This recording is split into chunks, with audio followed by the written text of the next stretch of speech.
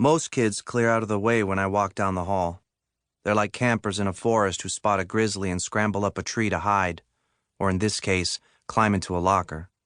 I've been called the mastodon of Montgomery Middle, the Springfield skyscraper, the moving mountain, the terrible tower, you get the idea. These names bothered me in 6th grade when I was excited to start middle school and make friends. But now, in 8th grade, my size has become a profit center, and business is booming. Take these 2 kids sitting down in the back corner of the library, my office, fidgeting like I'm going to eat them or something.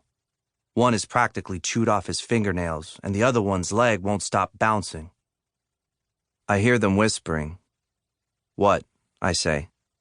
"Is it true," the kid asks, "that you carried 42 chairs to the auditorium by yourself?" I stare. Yes. Actually, it was only 8 chairs, but these are the kind of rumors that are good for business. Incredible. They start whispering to each other again. "We're wondering if we could procure your walking services, Mr. Marcus." Don't call me that. At the start of the school year, a bunch of 6th graders confused me for a teacher while they were trying to find the auditorium. I told them they'd better figure out where they needed to go or I was going to collect a tax from them for getting in the way. They ran. Soon, a rumor started spreading that I was really an undercover assistant principal hired to keep kids in line. It's kind of ridiculous, but things in Montgomery often are. The rumors about me have gone from fantastical, Godzilla with a crew cut, to realistic, assistant principal. It's really annoying, but like I said, I found a way to make it work for me. These 2 kids are here for my walking service, the crown jewel of my business. $5 a week to walk each of you to school, I say, and $5 to get you home. Your total invoice is $10 per week. Each of us? The kid seems surprised. I could walk you halfway for half the price. They look at each other a moment. That's my blue plate special, I say. No, we'll take the whole service, thank you.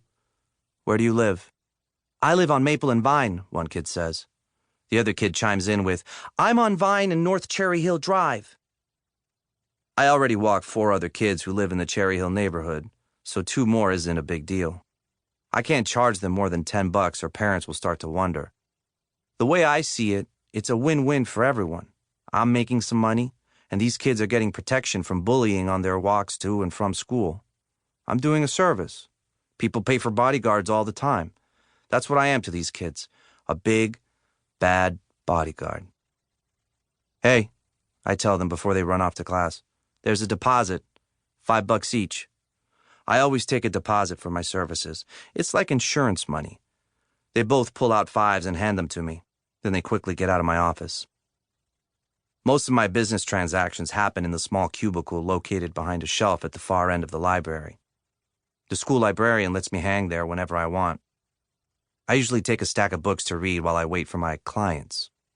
In exchange for the office space, I help the librarian shelve books.